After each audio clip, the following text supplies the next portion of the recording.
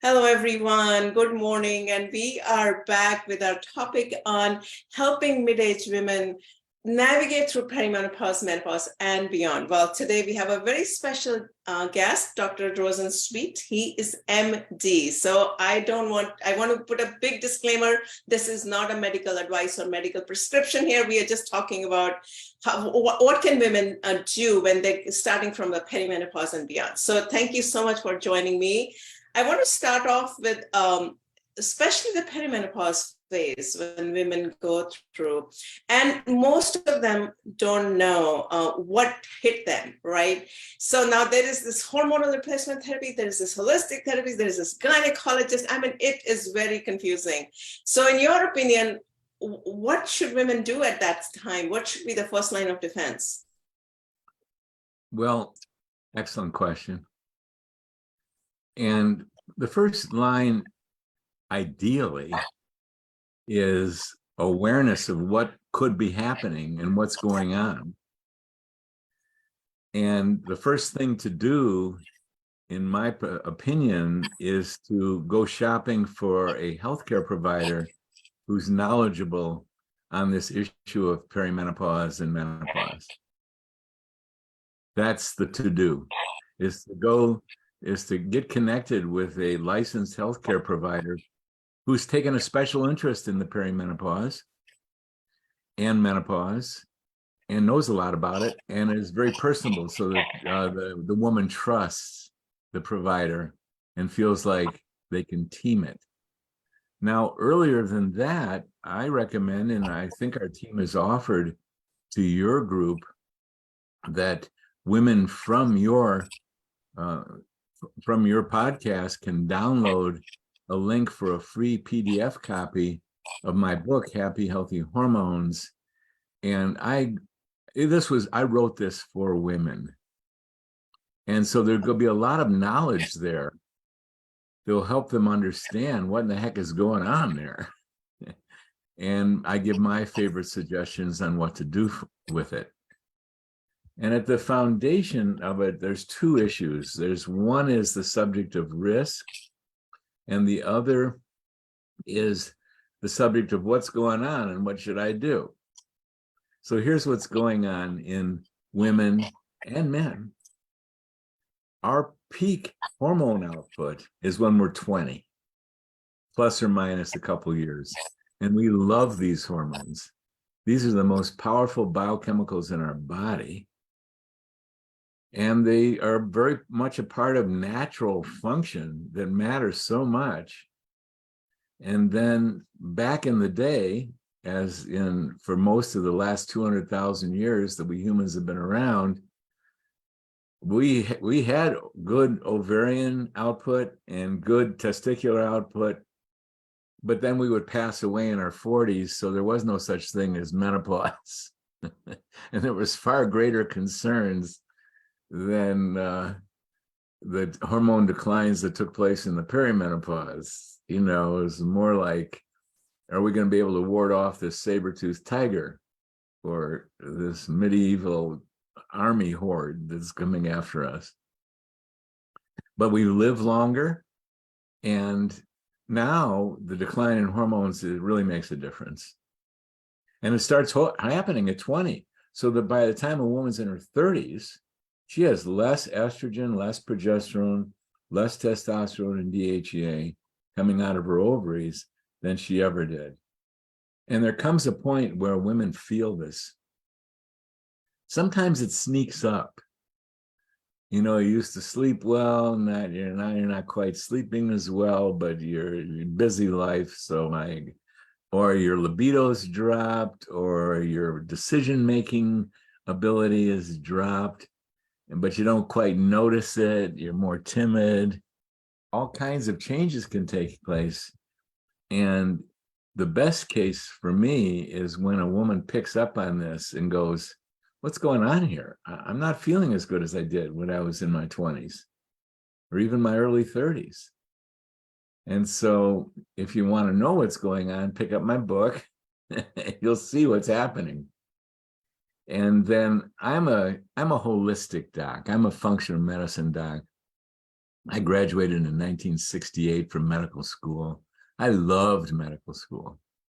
I grew up in an era where not every doctor was terrific, but a lot of them were really strong, beautiful human beings who loved what they were doing. Times have changed, so I don't see the same level of ease of medical practice, much harsher circumstances. But at any rate, when I graduated, I loved my medical background, but I also wanted to pick up skills that related to why people were getting ill. So I investigated nutrition and toxicity and stress and exercise, really indiscretions of which are at the base of these declines. And to me, I love medicine. So when I saw that hormone decline was taking place, and bioidentical, same molecular hormones were available, I went to them immediately. Because although I had been studying herbs and homeopathy, I realized that hormone decline, you could address it in one of two ways. You could take medicines, or you could take bioidentical hormones. And if you take in a molecule that's different than what's in the body, technically that's a medicine. And so their herbs are medicines.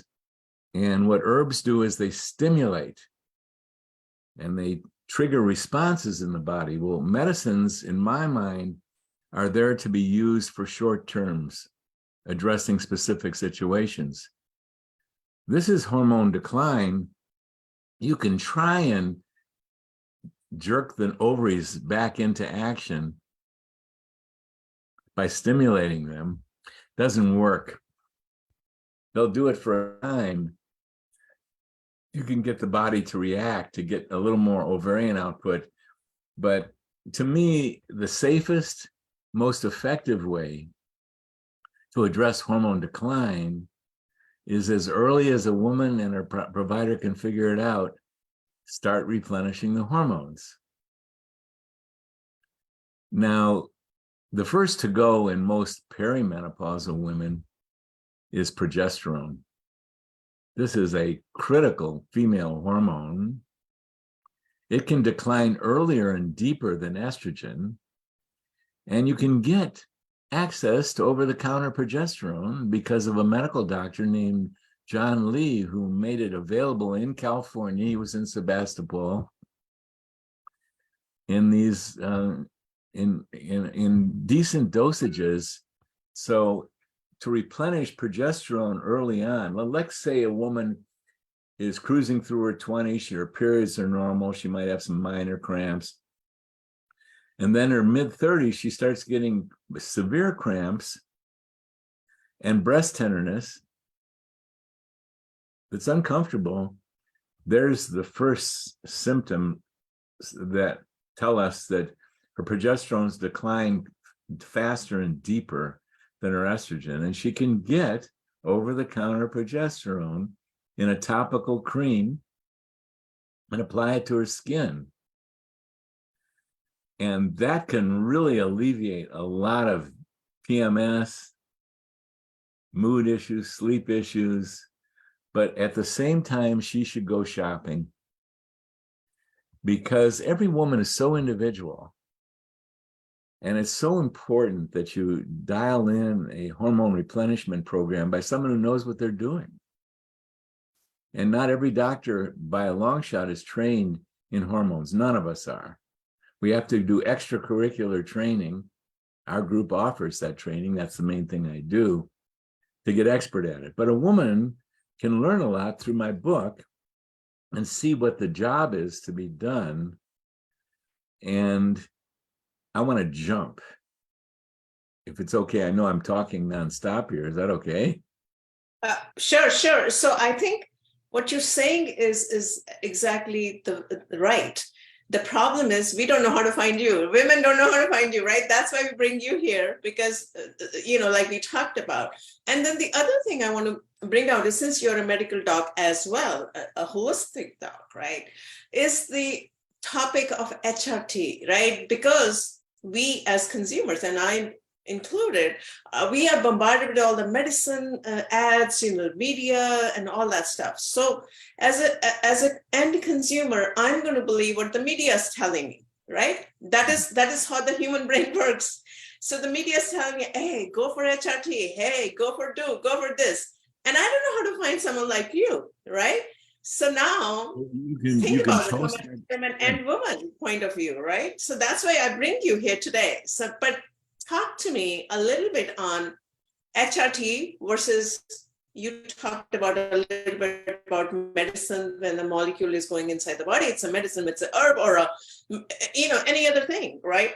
Now, and what you're suggesting is the diet and the lifestyle and bringing the stress down. But as a woman who's in her mid 40s and getting these progesterone going down, and boom, as a society, we are used to pop a pill, I'm going to be fine. Do you want to talk a little bit about that phenomena of what happens and what women should do? Well, for one thing, they can contact, our group should be giving you contact information, because the main thing I do is I train and mentor physicians and nurse practitioners and physicians assistants and all around the country. So we have people who are really well trained or in the process of getting well trained all over. And then we have someone in California who's really embracing our training beautifully. Couple providers. So because that's the main job of an individual woman, is once things start to be not as happy and healthy as she wants, it's to connect up with someone who knows what they're doing. So you could put our contact information, Sherry or Karina, who are in charge of this, can help connect you up with someone if we've trained someone in the state that you're in. Now I want to go back to HRT. Women's medicine had a terrible thing happen to it. And I'm going to tell you that story. For 1,000 years, hormones have been replenished by human beings. The Chinese had young women urinate into big containers and young men urinate into different containers. They dried that urine out, and the aristocrats were taking those hormones because they were in the urine. And so this has been going on for a long time. And then in the 1940s, the pharmaceutical industry realized that half the human population, women, need hormones. Let's figure out how to manufacture it. And they did. They extracted the urine from pregnant mares and produced the most popular and profitable drug of all time, Premarin, pregnant mare urine-derived estrogens. There was 40% of American women on Premarin or Prempro prior to this medical study that came out that was false. And what that study said, if you didn't view what was in the study, that there was increased risk for breast cancer, heart attack, and stroke. If you read the study, there was no statistically increasing incidence. But the press got a hold of increased incidence, blasted it out through this media, and scared the human race. It scared women all over the United States and all over the world. And it scared healthcare providers, thinking that if they were to give these hormones, that it would put a woman at risk for breast cancer, heart attack, and stroke. Now, it was false. I read that in 2002. So wait a minute, they're saying it's not statistically significant. This is horse urine-derived estrogen. What's wrong with this? They should never have reported this. There's no statistically insignificant in a medical study means don't draw any conclusions, folks. We don't know the answer yet. That's what that means. But it was falsely reported, and the damage was done. Now, this occurred coincidentally at a time when the medical world was individuating out into specialties.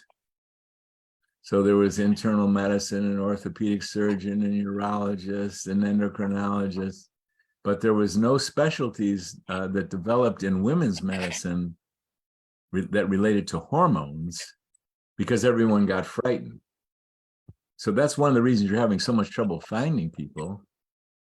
And most providers and women are still living off this false information that hormones put you at risk. So I want to clarify that for you. I think that's great, because most of the women, there are so many conflicting studies. I'm not a physician, doctor, expert, but I've been reading a lot of research on false claims on breast cancers. Now, this is not a medical advice, but 40% of the women go for HRT. But your first line of defense, you said, is look for someone healthcare provider who can help you. But talk to us a little bit on the different type of holistic therapies that you've been advocating women should incorporate. Well, if it would be okay, I'd like to clarify the risk issue, because that's the one that turns women away from hormones. And what you're going to find is, I've been a practicing holistic physician for 55 years, and I honor and respect that process in every human being.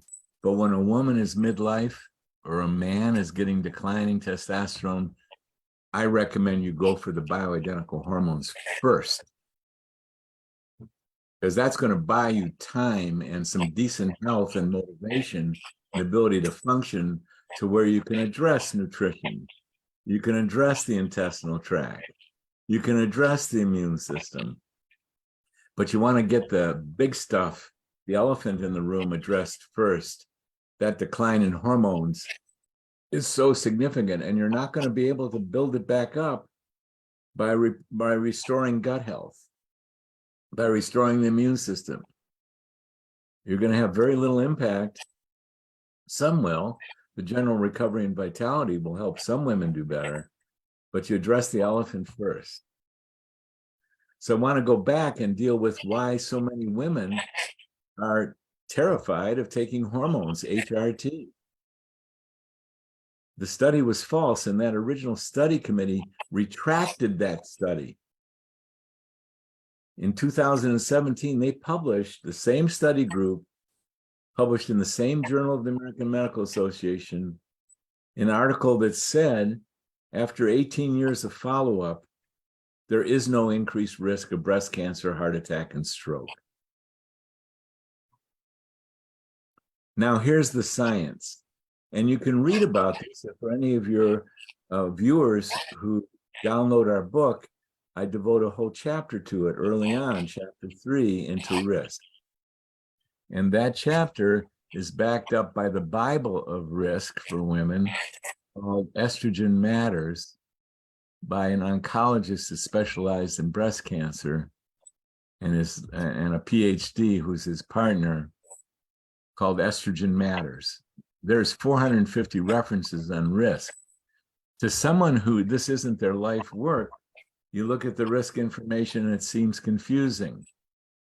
To those who specialize in this, it's not confusing at all.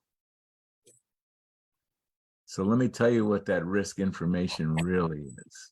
I think it'll serve your people the most, who are scared. Isn't there alternative ways to deal with menopause? Can I deal with it naturally? If I take these hormones, aren't I going to be at risk?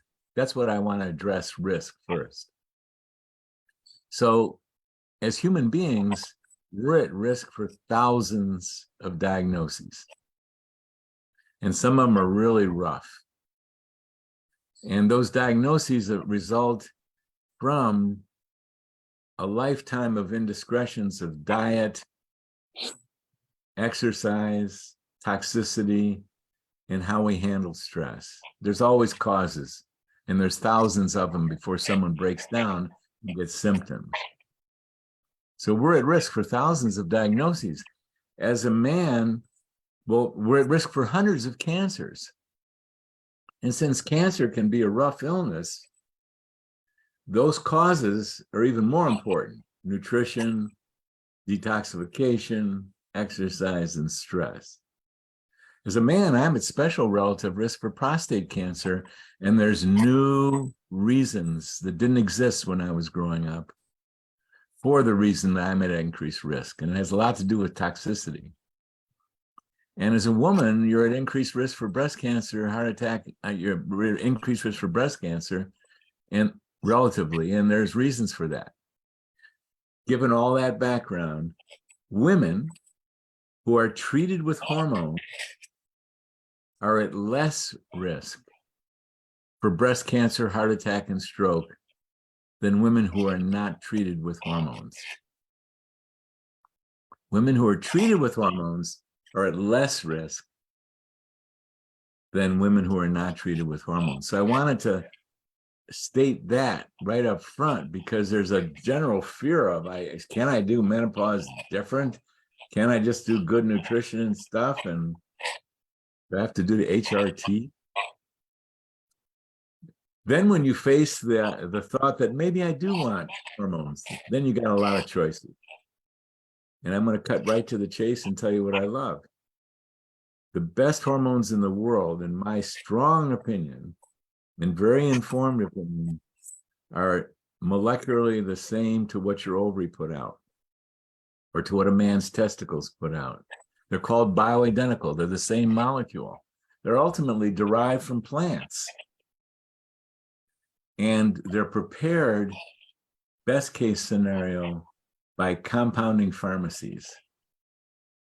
There's over 8,000 compounding pharmacists in the United States. There's so many in the Bay Area, you couldn't even drive to them all in one day.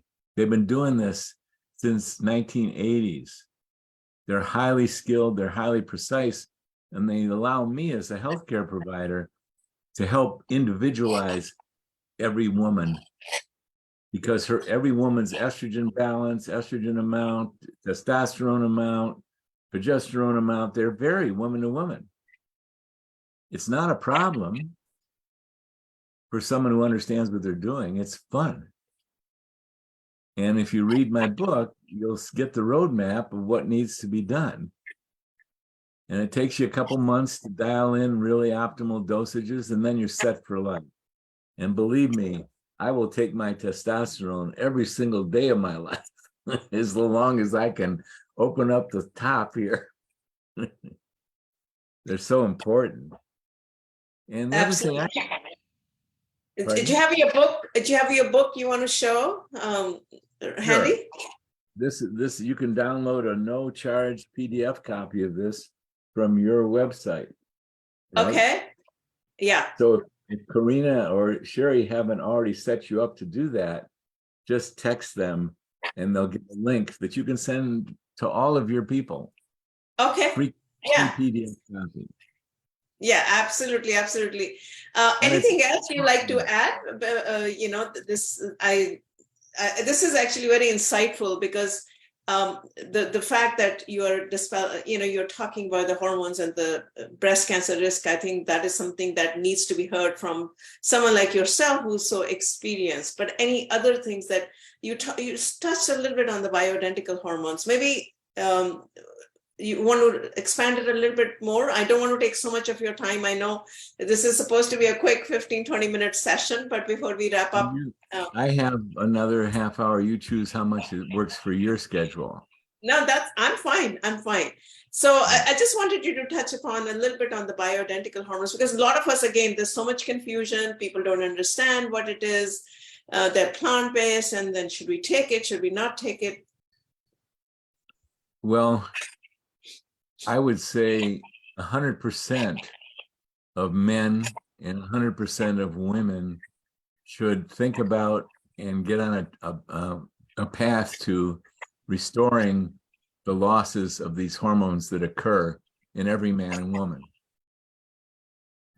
What did I say, 100%? Oh my God, really? How can you make a recommendation like that?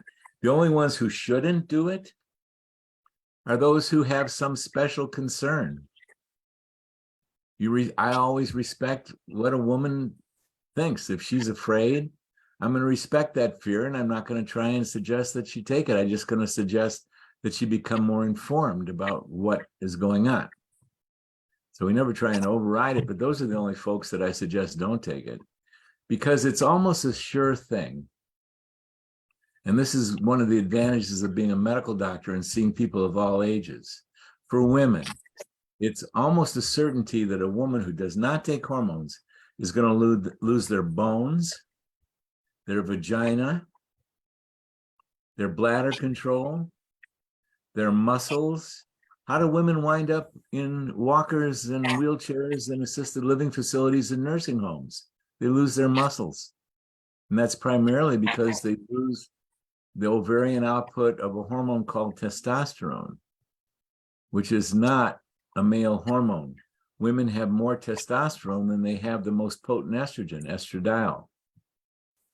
So you want to replenish all of these, and people don't get to see that. Only medical doctors that treat women of all ages get to see it. Oh, look at this. When a woman is 70, she's usually different than an 80-year-old. And an 80-year-old is usually different than a 90-year-old. But I can tell you about women of all ages, their life means as much to them as our lives mean to us. And if they could prevent nursing homes, assisted living facilities, adult diapers, how do you do that? You start on these hormones as early as you can think about it, or as late as you discover it. They're that crucial.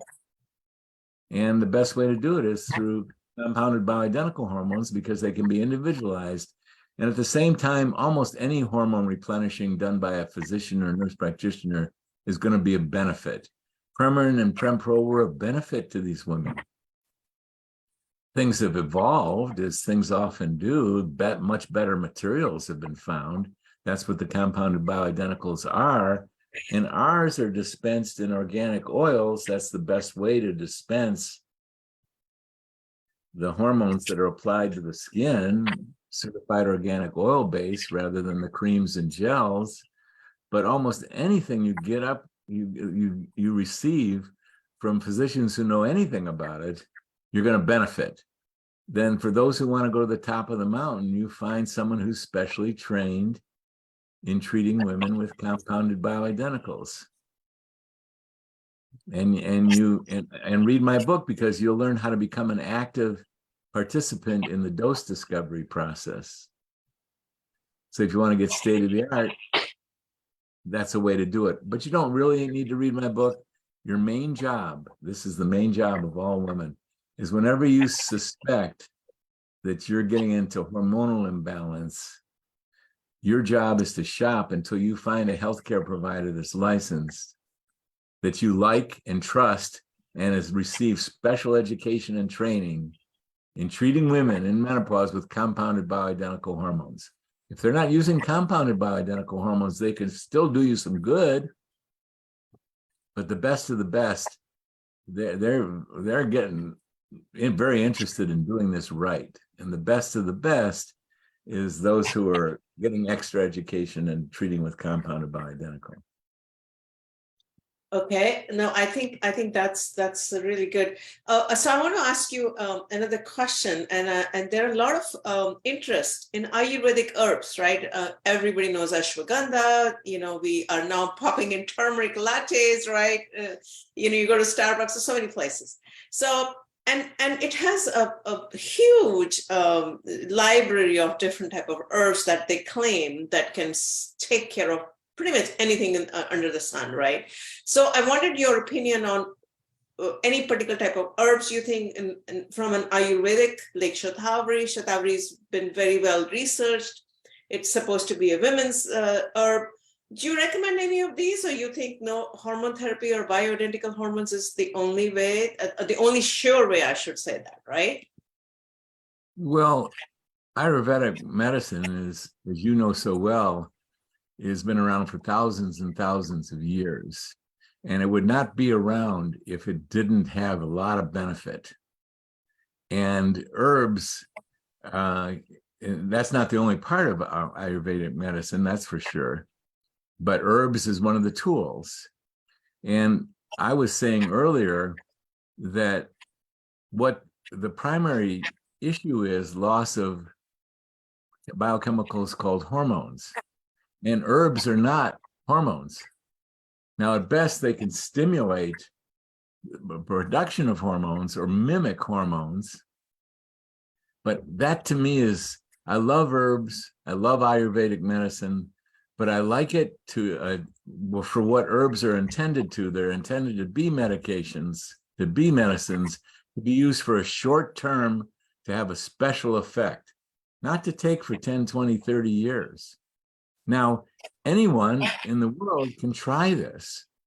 If that's the affinity they feel, the interest they feel, I can say that a lot of women who've tried herbs, it hasn't worked for them. They're just not getting the results. And those results really matter. I mean, they protect bones, protect muscles. So I'm going to take a strong and passionate stance towards the best thing a woman can do is use Ayurvedic medicine and other forms of medicines, natural medicines, for other issues, but not for menopause. Find someone who understands compounded bioidentical hormones and go to them. That's the best thing you can do. Or if you feel attracted to trying Ayurveda, try it out. Okay. No, I think that's that's very useful, and I understand. When you're losing, as women grow older, all of us are losing estrogen and progesterone. You can't just do short-term kind of pop-up shots, right? And continue to do that for the next 20, 30 years that you're going to live. That you need a more sure shot, to your point, on bioidentical hormones and finding the right kind of specialist who can help you based on, personally, like my Dutch test or my whatever hormones are going versus someone else. And then the other thing is, which is very interesting, if you could point out is, and I read a lot of studies saying that how menopause is different for different type of culture, right? Like I'm an Indian woman, the menopause would be different. When I'm going through perimenopause, menopause would be different than someone who is from other racial ethnicity, like a Japanese woman, because they have soy in their diet and they don't suffer from hot flushes, as opposed to someone else like a Caucasian woman. So do you want to talk a little bit about general ethnicity, the cultural differences, how women across the world have different type of symptoms based on when they're going through that? I find it fascinating, this particular topic. So I wanted to get your viewpoint. I'm not knowledgeable. Now, I'm very aware that the Japanese have less incidence of some of the common symptoms of menopause, like hot flashes, and soy is most likely playing a decent role there because soy has some basic biochemicals in it that can eventually be transformed into estrogen, so that could make a difference. But what I don't know, and Japanese doctors would know, or Indian doctors would know, is how are the 80-year-old women doing? How are the 90-year-old women doing? Have they lost their muscle? Because this is the big stuff. Yes, there's the symptoms, but there's the deeper things like health of bones, health of muscles, health of mind and cognitive function, health of arteries. So what I don't know about other cultures is how are they doing in their 80s and 90s? Do they have nursing homes and assisted living facilities? Well, not as likely because a lot of them are taken care of at home. But how are these 80 and 90-year-olds doing? Are they having, for those who want to have intercourse, for example, with their beloved, is that something they're able to do? Or have they lost the health of their vagina so much because of loss of estrogen they can't do it? They're walking, they're talking, they're thinking, they look okay, but how's their muscles, how's their bones, how's their vagina, how's their arteries, how's their brain? It's that deep stuff. And I just don't know enough. I'm sorry. I haven't studied the other cultures. I'm up to my eyeballs with North Americans. No, that's okay. I just wanted to mention this. This is great. I think you bring up such an important point of so many people in 80s and 90s, or especially 80s, winding up in assisted living and losing their bone mass, like you said, and just other things like diet alone is not going to cut it until you supplement with bioidentical hormones, which most of the Americans in North America we don't understand this, to what you're pointing out. And it's a big topic, which needs to be educated to everyone, men as well as women, because men go through their own issues, right? You betcha. Yeah. Yes, they do. They're losing their muscle, they're losing their erection, they're losing their mood, they're losing their sleep. Absolutely they are. They just don't have something like a menstrual period to stop to let them know that something's really different. But they are losing their erectile function at younger and younger ages because they've lost their testosterone. So we also train our providers on how to treat men because what's going on in men matters. There's not a lot of difference in how severe this stuff gets in men and women. It gets severe for the men. It's not just erectile loss. They lose their muscles. They wind up in wheelchairs. They wind up in nursing homes. There's a lot to it. Absolutely. This is a huge topic. I think this has been very insightful. I'm going to finish it here. And what we're going to do is we're going to partner with Dr. Rosensweet and see how we can bring more of these resources in future, in a month's time, when we are launching these programs specifically focused on perimenopause, menopause. So thank you so much for joining me today and really sharing your knowledge of 5 decades is what you're saying. It's so insightful, and I'm so grateful and honored that I get to talk to you today. And to all the viewers, we're going to make this content available to all our social channels. Anything else you'd like to say before I wrap up today? No, I'm just so grateful that women like yourself are really putting out the muscle and the strength and the will to get what needs to be done, because there's desperate need for empowered feminine energy in the home, in business, in politics. And when women fall off of a cliff in menopause, the earth can't take that anymore. This earth needs to be saved. And one of the ways it's going to be saved is by the restoration of feminine energy and feminine at every level. So it's much bigger. So I'm honored and grateful that you're willing to do the work that you're willing to do. Now, I just feel so passionate about this, that women need to be educated. Not only women, men as well. You know, women are not living in solo here in this world. They have husbands and partners and, you know, fathers and sons and all that kind of stuff. So the whole society, we need to understand, and we cannot make mockery of when, you know, women and men start aging, that, oh, something's gone cuckoo, right? So it's very important. So that's what I'm trying to do. And thank you so much for joining me today. And I will be in touch with you. Thank you. Great. Thank you, Mina.